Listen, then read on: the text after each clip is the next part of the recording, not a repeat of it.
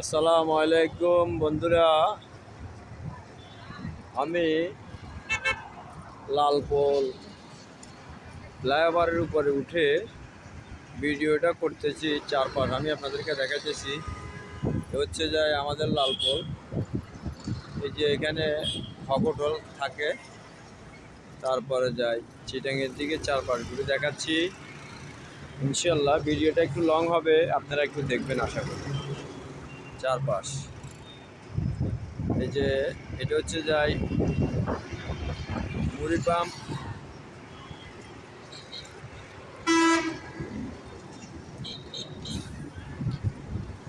তারপরে এটা হচ্ছে যাই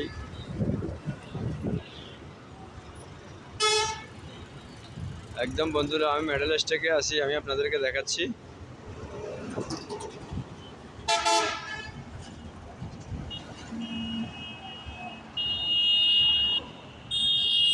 খুব সুন্দর।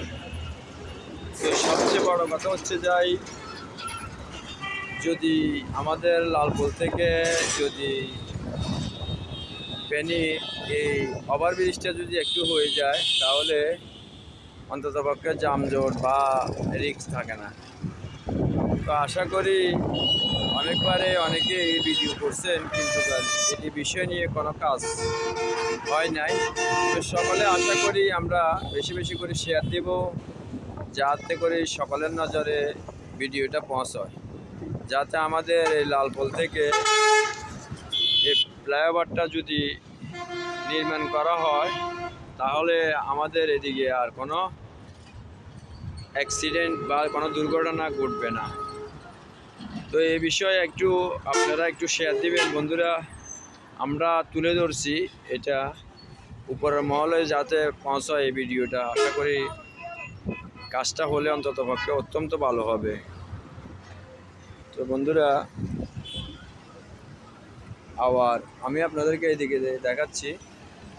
এটা হচ্ছে যে চট্টগ্রামের দিকটা, মোটামুটি রাস্তাটা অনেক বড়, এই জন্য এখন আর যানজট বাজে না। যে সময় আমরা সিঙ্গেল রাস্তা ছিল, যখন আমরা গাড়ি ঘোড়া চালাইতাম, তখন এক জাম, মনে করেন সন্ধ্যা যদি 7টা বাজে জাম পড়তো, পরের দিন সন্ধ্যা 7টা আসন লাগতো। 24 ঘন্টা চিটাং থেকে লালপোল আসতে এরকম সময় আমাদের লাগছে। তো এখন আলহামদুলিল্লাহ যাক, মোটামুটি অনেক ডেভেলপ হয়ে গেছে। তো সবচেয়ে বেশিরভাগ একটু তুলে ধরতেছি, আমাদের লালপুর একটা যদি ব্রিজ হয়ে যায়, সোনাগাজী থেকে ফেনী, তাহলে অত্যন্ত আমাদের জন্য ভালো হবে।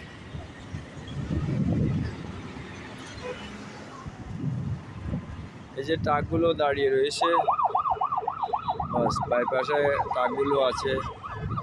ইনশাল্লাহ আপনারা দেখতেছেন, আশা করি একটু মাথায় রাখবেন।